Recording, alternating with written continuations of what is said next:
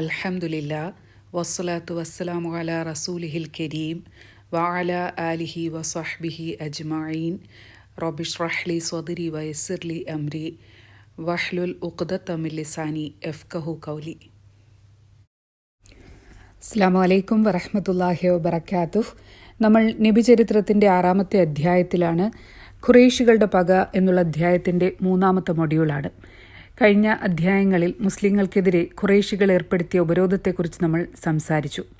നബി സല്ലല്ലാഹു അലൈഹി വസല്ലമ കൊണ്ടുവന്ന തൗഹീദിൻ്റെ സന്ദേശം എന്തുകൊണ്ടാണ് അവർ എതിർത്തിരുന്നത് എന്നും നമ്മൾ പറയുകയുണ്ടായി. അതിൽ ഏറ്റവും പ്രധാനപ്പെട്ട കാരണം അവരുടെ സാമ്പത്തികവും സാമൂഹികവുമായ പദവി നഷ്ടപ്പെടും എന്നുള്ള ഭയമായിരുന്നു. കഅബ എന്ന് പറയുന്നത് അന്ന് വിഗ്രഹങ്ങൾ നിറഞ്ഞ ഒരു തീർത്ഥാടന കേന്ദ്രമായിരുന്നു. മക്ക എന്ന് പറയുന്നത് ഒരു കച്ചവട കേന്ദ്രമാണ്. ഖുറൈശികൾ ഈ കഅബയുടെ പരിപാലകർ എന്ന നിലയിൽ വലിയ സാമൂഹിക പദവിയുള്ളവരാണ്. മറ്റ് അറബി ഗോത്രങ്ങൾക്കിടയിൽ ഇവർക്ക് വലിയ സ്ഥാനമാണുള്ളത്. നബി സല്ലല്ലാഹു അലൈഹി വസല്ലമ കൊണ്ടുവന്ന ആശയങ്ങളെ അംഗീകരിക്കുകയാണെങ്കിൽ കഅബയ്ക്കുള്ളിലിരിക്കുന്ന വിഗ്രഹങ്ങളെ തുടച്ചു നീക്കേണ്ടതായി വരും. അങ്ങനെ വന്നു കഴിഞ്ഞാൽ കഅബ ഒരു തീർത്ഥാടന കേന്ദ്രം അല്ലാതായിത്തീരും. മക്ക ഒരു കച്ചവട കേന്ദ്രം അല്ലാതായി മാറും. അവരുടെ സാമ്പത്തിക സാമൂഹിക പദവി നഷ്ടപ്പെടും. അതുമല്ലെങ്കിൽ മറ്റ് അറബി ഗോത്രങ്ങൾ ചേർന്ന് അവരെ മക്കയിൽ നിന്നും പുറത്താക്കും. നബി സല്ലല്ലാഹു അലൈഹി വസല്ലമയെ അവർ അംഗീകരിക്കാതിരുന്നതിൻ്റെ ഒരു കാരണം ഇതായിരുന്നു. ഇത് കൂടാതെ ഓരോരുത്തർക്കും വ്യക്തിപരമായിട്ടുള്ള പല കാരണങ്ങളും ഉണ്ടായിരുന്നു എന്ന് നമ്മൾ പറയുകയുണ്ടായി. ഇനി ഇതിലെല്ലാം ഉപരിയായി മറ്റൊരു കാരണം കൂടിയുണ്ടായിരുന്നു. അത് ഖിയാമത്ത് നാളിനെക്കുറിച്ചും നരകത്തെക്കുറിച്ചും അവർക്കുണ്ടായിരുന്ന ഭയമായിരുന്നു. അന്ന് അറേബ്യയിൽ താമസിച്ചിരുന്ന ഒരു അറബിയെ സംബന്ധിച്ചിടത്തോളം സ്വാതന്ത്ര്യമാണ് ഏറ്റവും വലുത്. ഇന്നലെ ജനിച്ചു, ഇന്ന് ജീവിച്ചു, നാളെ മരിച്ചു. അതിനപ്പുറം ഈ ജീവിതത്തിൽ ചെയ്യുന്ന കർമ്മങ്ങൾക്ക് ആരോടെങ്കിലും സമാധാനം ബോധിപ്പിക്കേണ്ടി വരും എന്ന കാര്യം അംഗീകരിക്കാൻ അവർക്കൊരിക്കലും കഴിയുമായിരുന്നില്ല. ഇന്നത്തെ ജീവിതം ലഭ്യമായ എല്ലാ വിഭവങ്ങളും ഉപയോഗിച്ചുകൊണ്ട് ഏറ്റവും നല്ല രീതിയിൽ ജീവിക്കുക, മരിക്കുക, അതായിരുന്നു അവരുടെ സങ്കല്പം.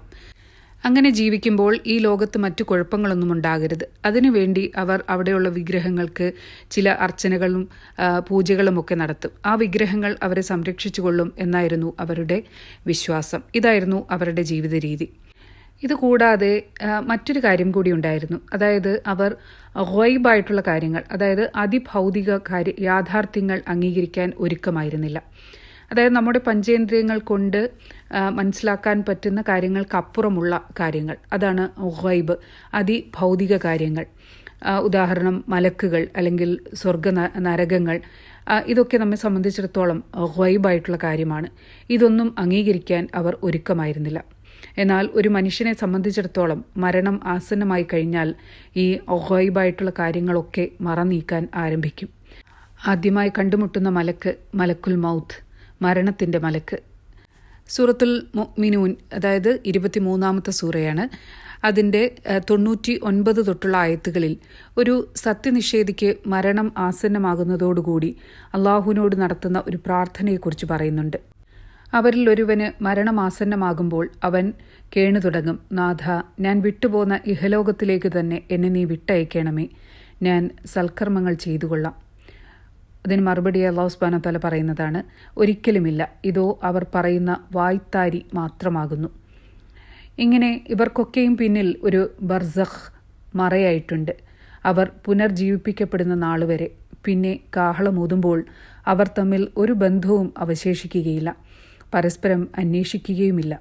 അന്നാളിൽ ആരുടെ തട്ട് ഭരം തൂങ്ങിയോ അവർ മാത്രമാണ് വിജയം പ്രാപിച്ചവർ. ആരുടെ തട്ട് ഭാരം ഇല്ലാതാകുന്നുവോ അവർ സ്വയം നഷ്ടത്തിൽ തള്ളിയവരാകുന്നു. അവർ നരകത്തിൽ നിത്യവാസികളായിരിക്കും. അപ്പോൾ ഈ ലോകത്ത് ജീവിക്കുന്ന ഏറ്റവും സത്യനിഷേധിയായിട്ടുള്ള മനുഷ്യൻ, സൃഷ്ടാവിനെ തള്ളിപ്പറഞ്ഞുകൊണ്ട് ജീവിക്കുന്ന ഒരു മനുഷ്യൻ പോലും മരണമാസന്നമാകുന്ന വേളയിൽ മലക്കുൽ മൗത്തിനെ കാണാൻ ആരംഭിക്കും. അതോടുകൂടി അവന് മനസ്സിലാകും നേരത്തെ പറഞ്ഞിരുന്ന കാര്യങ്ങളൊക്കെ സത്യമാകാൻ പോവുകയാണ്. അപ്പോൾ അവൻ അല്ലാഹു തആലയോട് അവധി ചോദിക്കും. ഒരു അവധി കൂടി തരികയാണെങ്കിൽ ഞാൻ ഈ ലോകത്ത് പോയിട്ട് നല്ല കാര്യങ്ങളൊക്കെ ചെയ്തിട്ട്, ഇബാദത്തൊക്കെ ചെയ്ത് നല്ല കർമ്മങ്ങളൊക്കെ ചെയ്തിട്ട് മടങ്ങി വരാം. എന്നാൽ അങ്ങനെ രണ്ടാമതൊരവസരം ആർക്കും ലഭിക്കുകയില്ല എന്നുള്ള കാര്യം അല്ലാഹു സുബ്ഹാനഹു വ തആല ഈ ആയത്തിലൂടെ അറിയിച്ചു തരികയാണ്.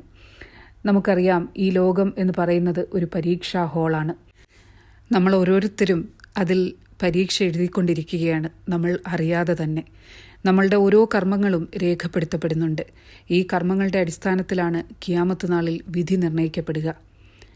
ഇതേ ആയത്തിൽ തന്നെ ബർസഖിനെ കുറിച്ചും പരാമർശമുണ്ട്. മനുഷ്യൻ്റെ ജീവിതം 3 ഘട്ടങ്ങളായിട്ട് തരംതിരിക്കാം. 1 ഇഹലോകം, 2 ബർസഖ്, 3 ഖിയാമത്ത്. ഈ ഇഹലോകത്തിലെ കർമ്മങ്ങളെ അടിസ്ഥാനപ്പെടുത്തിക്കൊണ്ടാണ് ഖിയാമത്തിൽ ഓരോരുത്തരുടെയും വിധി നിർണ്ണയിക്കപ്പെടുക. ഇതിന് ഇടയിലുള്ള ഒരു സ്റ്റേജ് ഉണ്ട്, അതാണ് ബർസഖ്. മറയ്ക്കു പിന്നിൽ എന്നാണ് അർത്ഥം. അതിനെക്കുറിച്ചുള്ള കൂടുതൽ കാര്യങ്ങൾ നമുക്കറിയില്ല.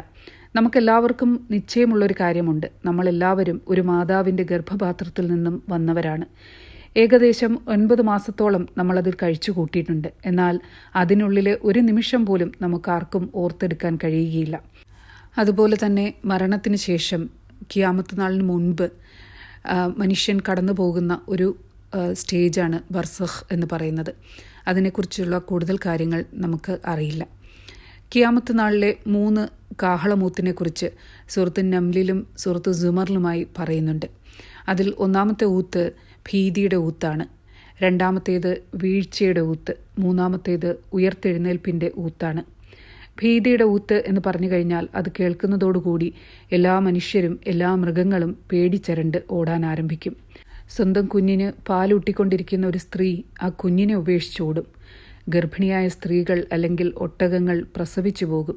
അത്രയും ഭീകരമായ ഒരു ഊത്താണത്. ആ ഒരു ദിവസം ഭൂമിയിലും ആകാശത്തും പർവ്വതങ്ങൾക്കുമൊക്കെ സംഭവിക്കുന്ന മാറ്റങ്ങളെക്കുറിച്ച് ഖുർആൻ പലയിടങ്ങളിലും പറഞ്ഞിട്ടുണ്ട്. സൂര്യൻ അണഞ്ഞു പോകുന്നതിനെക്കുറിച്ച്, നക്ഷത്രങ്ങൾ ഉതിർന്നു വീഴുന്നതിനെക്കുറിച്ച്, പർവ്വതങ്ങൾ പഞ്ഞിപോലെ കടയപ്പെടുന്നതിനെക്കുറിച്ച്, വന്യമൃഗങ്ങളൊക്കെ ഒരുമിച്ച് കൂട്ടപ്പെടുന്നതിനെക്കുറിച്ച്, സമുദ്രം കത്തിക്കപ്പെടുന്നതിനെക്കുറിച്ച്.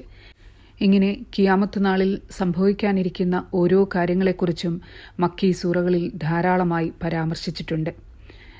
2-ാമത്തെ ഊത്ത് വീഴ്ചയുടെ ഊത്ത്. 2-ാമത്തെ ഊത്തോടുകൂടി അല്ലാഹു സുബ്ഹാനഹു വ തആല ഉദ്ദേശിച്ചതൊഴികെ എല്ലാം മരിച്ചു വീഴും. 3-ാമത്തെ ഊത്ത് ഉയർത്തെഴുന്നേൽപ്പിൻ്റെ ഊത്താണ്. അതോടുകൂടി ഈ ഭൂമിയിലേക്ക് വന്ന എല്ലാ മനുഷ്യരും, ആദം നബി അലൈഹി ഇസ്ലാം മുതൽ അവസാനം ജനിച്ച കുഞ്ഞുവരെ കോടാനുകോടി മനുഷ്യർ എല്ലാവരും അല്ലാഹു സുബ്ഹാനഹു വ തആലയിലേക്ക് ഒരുമിച്ച് കൂട്ടപ്പെടും. ആ ഒരു ദിനമാണ് ഖിയാമത്ത് നാൾ. അന്ന് മനുഷ്യൻ്റെ പ്രവർത്തനങ്ങൾ വിലയിരുത്തപ്പെടും. ഈ ലോകത്ത് ജീവിച്ചതിനെക്കുറിച്ച് അല്ലാഹു സുബ്ഹാനഹു വ തആലയുടെ മുന്നിൽ കണക്ക് ബോധിപ്പിക്കേണ്ടതായിട്ട് വരും. ഖുറൈശികൾ നബി സല്ലല്ലാഹു അലൈഹി വസല്ലമയെ അംഗീകരിക്കാതിരിക്കുന്നതിൻ്റെ ഒരു കാരണം ഇതാണ്. ഇതിനെക്കുറിച്ചുള്ള ഭയമായിരുന്നു. ഇതുകൂടാതെ അവർ നബി സല്ലല്ലാഹു അലൈഹി വസല്ലമയോട് ചോദിക്കുന്ന ചില ചോദ്യങ്ങളുണ്ട്. അതിനുള്ള ഉത്തരങ്ങളും ഖുർആനിൽ നിന്ന് തന്നെ നമുക്ക് ലഭിക്കുന്നുണ്ട്. അന്ന് നിഷേധികളായിട്ടുള്ള ഖുറൈശികൾ ചോദിച്ച അതേ ചോദ്യങ്ങൾ ഇന്ന് പലരും ചോദിച്ചുകൊണ്ടിരിക്കുന്ന ചോദ്യങ്ങളാണ്. അതിനുള്ള മറുപടിക്ക് വേറെ എവിടെയും പോകേണ്ട കാര്യമില്ല, ഖുർആനിലേക്ക് ഒന്ന് നോക്കിയാൽ മാത്രം മതി.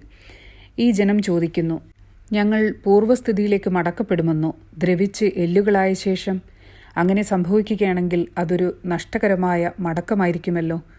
എന്നാലോ അതിന് ഇത്രയേ വേണ്ടൂ, ഒരേ ഒരു ഗർജനം. ഉടനെ അതാ അവരൊക്കെയും തുറന്ന മൈതാനത്തിൽ ഹാജരായിരിക്കും. സൂറത്ത് നാസിയാത്തിൻ്റെ 10 മുതൽ 14 വരെയുള്ള ആയത്തുകളിലാണ് ഇതിനെക്കുറിച്ച് പറഞ്ഞിരിക്കുന്നത്. യഥാർത്ഥത്തിൽ ഖുറൈശികൾ നബി സല്ലല്ലാഹു അലൈഹി വസല്ലമയെ കളിയാക്കിക്കൊണ്ട് ചോദിക്കുന്നതാണ്, മരിച്ച് മണ്ണടിഞ്ഞ് എല്ലും തുരുമ്പുമൊക്കെ ആയതിനു ശേഷം മനുഷ്യരൂപത്തിലാക്കുമെന്നോ? ഇതിനുള്ള മറുപടി, ഒന്നുമില്ലായ്മയിൽ നിന്നും അല്ലാഹു സുബ്ഹാനഹു വ തആലയ്ക്ക് ഒരു മനുഷ്യനെ സൃഷ്ടിക്കാൻ കഴിയുമെങ്കിൽ പിന്നെയാണോ എല്ലുകളിൽ നിന്നും ഒരു മനുഷ്യനെ സൃഷ്ടിച്ചുകൂടായിക? അതല്ലെങ്കിൽ ഈ പ്രപഞ്ചങ്ങൾ മുഴുവൻ സൃഷ്ടിക്കാൻ കഴിവുള്ള അല്ലാഹു സുബ്ഹാനഹു വ തആലയ്ക്ക് നിസ്സാരനായ ഒരു മനുഷ്യരെ ഉയർത്തെഴുന്നേൽപ്പിക്കാൻ എന്താണ് പ്രയാസം? ഇതുകൂടാതെ അവർ മറ്റു ചില ചോദ്യങ്ങളും ചോദിക്കുന്നുണ്ട്. ഈ ജനം നിന്നോട് ചോദിക്കുന്നു, ആ അന്ത്യദിനം എപ്പോഴാണ് വന്നെത്തുക? അത് പറയാൻ നിനക്കെന്ത്? അതിൻ്റെ വിവരം അല്ലാഹു സുബ്ഹാനഹു വ തആലയിൽ മാത്രമാകുന്നു. ഇങ്ങനെയുള്ള ഖുറൈശികളുടെ ചോദ്യവും അത് ഇന്നും മനുഷ്യർ ചോദിച്ചുകൊണ്ടിരിക്കുന്ന ചോദ്യങ്ങളാണ്. അതിനുള്ള ഉത്തരവും ഖുർആനിൽ പല ഭാഗത്തും മക്കി സൂറകളിൽ പ്രധാനമായിട്ട് നമുക്ക് കാണാൻ സാധിക്കുന്നു. സൂറത്തുൽ ഫജറിൻ്റെ അവസാനത്തെ ആയത്തുകളിൽ ആ മഹിഷറിൽ അല്ലാഹു സുബ്ഹാനഹു വ തആലയും അവൻ്റെ മലക്കുകളും അണിയണിയായി ഇറങ്ങി വരുന്നതിനെക്കുറിച്ച് സൂചനയുണ്ട്. അല്ല, ഭൂമി പൊടിയായി പൊടിക്കപ്പെടുകയും നിന്റെ രക്ഷിതാവും മലക്കുകളും അണിയണിയായി വരികയും നരകം കൊണ്ടുവരപ്പെടുകയും ചെയ്താൽ അന്നേ ദിവസം മനുഷ്യന് ഓർമ്മ വരുന്നതാണ്. ഓർമ്മ വന്നതിലൂടെ അവൻ എന്ത് ഫലം? അവൻ പറയും, അയ്യോ, ഞാൻ എൻ്റെ ജീവിതത്തിന് വേണ്ടി മുൻകൂട്ടി ചെയ്തു വച്ചിരുന്നുവെങ്കിൽ എത്ര നന്നായേനെ. ആ ഒരു സമയത്ത് അവർക്ക് ബോധം വരും. പണ്ട് ഇഹലോകത്ത് വെച്ച് നമ്മൾ കേട്ടിരുന്ന ചില കാര്യങ്ങൾ അതൊക്കെ സത്യമായിരുന്നു. ആ ദിവസം ആർക്ക് അവരുടെ വലത് കൈയിൽ അവരുടെ കർമ്മപുസ്തകം ലഭിക്കുന്നുവോ അവർ സുഹൃതികളായിരിക്കും. ആരുടെ ഇടത് കൈയിൽ അവരുടെ കർമ്മപുസ്തകം ലഭിക്കുന്നുവോ അവർ നഷ്ടത്തിലുമായിരിക്കും. ഇത് ഖുർആനിൽ പല ആയത്തുകളിൽ ഇതിനെക്കുറിച്ചുള്ള പരാമർശങ്ങളുണ്ട്. അതുപോലെ സൂറത്തുൽ അംബിയാഇൻ്റെ 47-ാമത്തെ ആയത്തിൽ ഉയർത്തെഴുന്നേൽപ്പ് നാളിൽ നാം കൃത്യമായി തൂക്കുന്ന ത്രാസുകൾ സ്ഥാപിക്കുന്നുണ്ട്. പിന്നെ ആരുടെ നേരെയും അണുത്തൂക്കം അനീതി ഉണ്ടായിരിക്കില്ല. ഒരുവൻ്റെ കർമ്മം കടുകുമണിയോളം തൂക്കമാണെങ്കിൽ പോലും നാം അതിനെ ഹാജരാക്കുന്നു. കണക്ക് നോക്കാൻ നാം തികച്ചും മതി. അതായത് ആ ദിവസം നമ്മളുടെ കർമ്മങ്ങൾക്കനുസരിച്ച് വിധി നിർണ്ണയിക്കപ്പെടുകയാണ്. പിന്നീട് ആ വിധിയെ അടിസ്ഥാനപ്പെടുത്തിക്കൊണ്ടാണ് ആര് സ്വർഗത്തിലേക്ക് ആര് നരകത്തിലേക്ക് എന്ന് തീരുമാനിക്കപ്പെടുന്നത്. ഇതിനെക്കുറിച്ച് സൂറ അസ്-സുമർ 71 തൊട്ടുള്ള ആയത്തുകളിൽ പരാമർശമുണ്ട്. സത്യനിഷേധികളായിരുന്നവർ കൂട്ടം കൂട്ടമായി നരകത്തിലേക്ക് നയിക്കപ്പെടുന്നു. അവർ അങ്ങ് എത്തിച്ചേരുമ്പോൾ നരക കവാടങ്ങൾ മലർക്കെ തുറന്നു കിടപ്പുണ്ടാവും. അതിൻ്റെ പാറാവുകാർ അവരോട് ചോദിക്കും.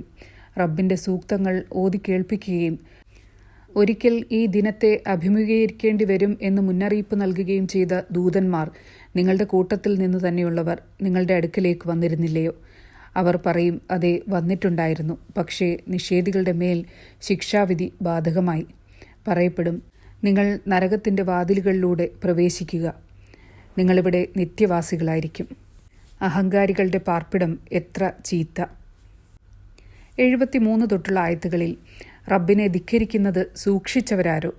സത്യവിശ്വാസികളെക്കുറിച്ചാണ് ഇവിടെ പറഞ്ഞിരിക്കുന്നത്. റബ്ബിനെ ധിക്കരിക്കുന്നത് സൂക്ഷിച്ചവരാരോ? അവർ കൂട്ടം കൂട്ടമായി സ്വർഗത്തിലേക്ക് നയിക്കപ്പെടുന്നു. അവർ അങ്ങ് എത്തുമ്പോൾ അതിൻ്റെ കവാടങ്ങൾ തുറന്നു വെച്ചിട്ടുണ്ടായിരിക്കും. അതിൻ്റെ സൂക്ഷിപ്പുകാർ അവരോട് പറയും, നിങ്ങൾക്ക് സലാം, നന്നായിരിക്കട്ടെ, എന്നേക്കുമായി കടന്നുകൊള്ളുവിൻ. അവർ പറയും, ഞങ്ങളോടുള്ള വാഗ്ദത്തം സഫലമാക്കി തരികയും ഞങ്ങളെ ഭൂമിയുടെ അവകാശികളാക്കുകയും ചെയ്ത അല്ലാഹു സുബ്ഹാനഹു വ തആലയ്ക്ക് സ്തുതി. സ്വർഗത്തിൽ ഞങ്ങൾക്കിഷ്ടമുള്ളിടത്ത് സ്ഥാനം പിടിക്കാമല്ലോ. പ്രവർത്തിക്കുന്നതിൻ്റെ പ്രതിഫലം എന്തുമാത്രം വിശിഷ്ടമാണ്. മലക്കുകൾ അള്ളാഹുവിൻ്റെ സിംഹാസനത്തിന് ചുറ്റും അണിനിരന്ന് റബ്ബിനെ സ്തുതിക്കുകയും വാഴ്ത്തുകയും ചെയ്യുന്നതായി നിനക്ക് കാണാം. ജനത്തിനിടയിൽ നീതിപൂർവം വിധി പ്രസ്താവിക്കപ്പെടുന്നു. സർവ്വലോകനാഥനായ അള്ളാഹുവിനാകുന്നു സർവസ്തുതിയും എന്ന് വിളിച്ചു പറയപ്പെടുന്നു. ഇങ്ങനെ ഖിയാമത്ത് നാളിനെക്കുറിച്ചും അന്ന് സംഭവിക്കാനിരിക്കുന്ന കാര്യങ്ങളെക്കുറിച്ചും സ്വർഗ്ഗനരകങ്ങളെക്കുറിച്ചുമൊക്കെ നല്ലൊരു വിശദീകരണം മക്കീ സൂറകളിൽ കൂടുതലായിട്ട് നമുക്ക് കാണാൻ സാധിക്കുന്നുണ്ട്. ഖുറൈശികളുടെ ഈ നിഷേധത്തിനെതിരെ അല്ലെങ്കിൽ അവരെ ബോധവൽക്കരിക്കുന്നതിന് വേണ്ടിയാണ് മക്കീ സൂറകളിൽ ഖിയാമത്ത് നാളിനെക്കുറിച്ചുള്ള പരാമർശങ്ങൾ കൂടുതലായി കാണാൻ സാധിക്കുന്നത്. സൂറത്തുൽ ഫജറിൻ്റെ അവസാനത്തെ ആയത്തുകളിൽ അല്ലാഹു സുബ്ഹാനഹു വ തആല പറയുന്നു, യാ അയ്യത്തുഹൻ നഫ്സുൽ മുത്മഇന്ന, അല്ലയോ സമാധാനമടഞ്ഞ ആത്മാവേ, നീ നിന്റെ സൃഷ്ടാവിങ്കലേക്ക് തൃപ്തി ലഭിച്ചുകൊണ്ടും തൃപ്തിപ്പെട്ടുകൊണ്ടും മടങ്ങിക്കൊള്ളുക. എന്നിട്ട് എൻ്റെ അടിയാന്മാരുടെ കൂട്ടത്തിൽ പ്രവേശിച്ചുകൊള്ളുക, എൻ്റെ സ്വർഗത്തിൽ പ്രവേശിച്ചുകൊള്ളുക. ഒരു സത്യവിശ്വാസിയെ സംബന്ധിച്ചിടത്തോളം അവൻ്റെ ഏറ്റവും വലിയ സ്വപ്നം അല്ലെങ്കിൽ അവൻ്റെ ലക്ഷ്യം എന്ന് പറയുന്നത് ഈ ക്ഷണം ലഭിക്കുക എന്നുള്ളതാണ്. ഇത് അല്ലാഹു സുബ്ഹാനഹു വ തആലയുടെ ക്ഷണമാണ്. സത്യവിശ്വാസികൾക്ക് സ്വർഗത്തിൽ പ്രവേശിക്കാനുള്ള ക്ഷണം. ഈ ക്ഷണം ലഭിക്കണമെന്നുണ്ടെങ്കിൽ മനുഷ്യൻ എങ്ങനെ ജീവിക്കണം എന്നുള്ളതിൻ്റെ വ്യക്തമായ മാർഗനിർദ്ദേശം അല്ലാഹു സുബ്ഹാനഹു വ തആല തന്നെ നമുക്ക് നൽകിയിട്ടുണ്ട്. അതാണ് ഖുർആൻ. ഈ ഖുർആൻ്റെ തുടക്കത്തിൽ തന്നെ, അതായത് സൂറത്തുൽ ബഖറയുടെ തുടക്കത്തിൽ എങ്ങനെയുള്ളവർക്കാണ് ഈ ഗ്രന്ഥം മാർഗദർശനം ആകുക എന്നതിനെക്കുറിച്ച് പറഞ്ഞിട്ടുണ്ട്. അതിലെ ഒരു കണ്ടീഷൻ ഗൈബിൽ വിശ്വസിക്കുക, അതിഭൗതിക യാഥാർത്ഥ്യങ്ങളിൽ വിശ്വസിക്കുക എന്നുള്ളതാണ്. ഖുറൈശികളിലെ നിഷേധികൾക്ക് ഈ ഖുർആൻ മാർഗദർശനമാകാതെ പോയത് ഈ ഗൈബിനെ അവർ തള്ളിക്കളഞ്ഞതുകൊണ്ടാണ്. ഷേബ് അബി ത്വാലിബ് എന്നറിയപ്പെടുന്ന താഴ്വരയിൽ ഉപരോധത്തിൻ്റെ കാലഘട്ടത്തിൽ പട്ടിണിയിലും പരിവട്ടത്തിലും പെട്ട് ഉഴലുമ്പോഴും നബി സല്ലല്ലാഹു അലൈഹി വസല്ലമ ശത്രുക്കളെപ്പോലും ഈ ഖുർആനിൻ്റെ വെളിച്ചത്തിലേക്ക് വഴി നടത്താനുള്ള ശ്രമത്തിലാണ്. ഖുറൈശികളുടെ പക എന്നുള്ള 6-ാമത്തെ അധ്യായം ഇവിടെ അവസാനിക്കുകയാണ്. സൂറത്തുൽ ഫജറിൻ്റെ അവസാനത്തിൽ ഫദ്ഖുലി ഫി ഇബാദി വദ്ഖുലി ജന്നത്തി എന്ന് പറയുന്ന ആ ക്ഷണം ലഭിക്കുന്നവരോടൊപ്പം നമ്മയെല്ലാം അല്ലാഹു സുബ്ഹാനഹു വ തആല ഉൾപ്പെടുത്തി അനുഗ്രഹിക്കുമാറാകട്ടെ. ആമീൻ. സുബ്ഹാനകല്ലാഹുമ്മ വബിഹംദിക അഷ്ഹദു അല്ലാ ഇലാഹ ഇല്ലാ അൻത അസ്തഗ്ഫിറുക വഅതൂബു ഇലൈക്. അസ്സലാമു അലൈക്കും വറഹ്മത്തുള്ളാഹി വബറകാതുഹു.